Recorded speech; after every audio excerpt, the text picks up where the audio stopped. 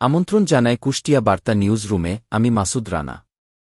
আজকের সংবাদে থাকছে কুষ্টিয়া সহ দেশের সব খবর। দৌলতপুর উপজেলায় গভীর রাতে দুর্বৃত্তদের গুলিতে স্থানীয় এক স্বেচ্ছাসেবক দল নেতাসহ অন্তত ১০ জন গুলিবিদ্ধ হয়েছেন। আহতরা বর্তমানে চিকিৎসাধীন রয়েছেন। এদিকে পারিবারিক কলহের জেরে গত রাতে কুমারখালীর কয়া ইউনিয়নের বারাদি গ্রামে বড় ভাই রাশেদ আলীকে হাসু দিয়ে কুপিয়ে ও ছুরিকাঘাত করে হত্যা করেছে তার ছোট ভাই। মিরপুরের শাহাবুল হত্যা মামলায় ৪ জন আসামিকে যাবজ্জীবন কারাদণ্ড এবং অর্থদণ্ড প্রদান করেছেন কুষ্টিয়া জেলা ও দায়রা জজ আদালত। দেশের খবরে থাকছে, হরমুজ প্রণালী দিয়ে বাংলাদেশি জাহাজের নিরাপদ চলাচলের আশ্বাস দিয়েছে ইরান। দেশটি জানিয়েছে তারা বাংলাদেশি ভেসেলগুলোকে নিরাপদ প্যাসেজ সুবিধা প্রদান করবে।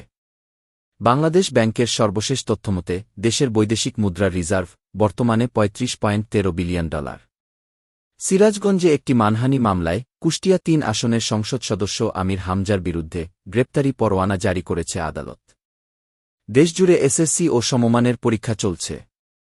চট্টগ্রাম সিটি কলেজ ক্যাম্পাসে গ্রাফিতিতে নাম পরিবর্তনকে কেন্দ্র করে জাতীয়তাবাদী ছাত্রদল ও ইসলামী ছাত্রশিবিরের নেতাকর্মীদের মধ্যে রক্তক্ষয়ী সংঘর্ষ হয়েছে। এছাড়া আবহাওয়ার সর্বশেষ তথ্য মতে ঢাকাসহ দেশের ৪ বিভাগে অস্থায়ী দমকা হাওয়াসহ বজ্রবৃষ্টি ও শিলাবৃষ্টির পূর্বাভাস দিয়েছে আবহাওয়া অধিদপ্তর। তবে তীব্র তাপপ্রবাহের পরিস্থিতি এখনও বিদ্যমান থাকবে।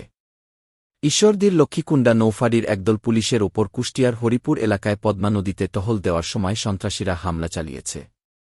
মঙ্গলবার দিবাগত রাত আনুমানিক ১:১০ মিনিটে এই অতর্কিত হামলার ঘটনা ঘটে।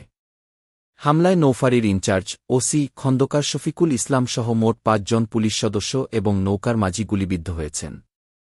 প্রাথমিক তথ্যানুযায়ী অবৈধভাবে বালু উত্তোলনকারী কোনো চক্র বা সন্ত্রাসী গোষ্ঠী শটগান দিয়ে এই হামলা চালিয়ে থাকতে পারে।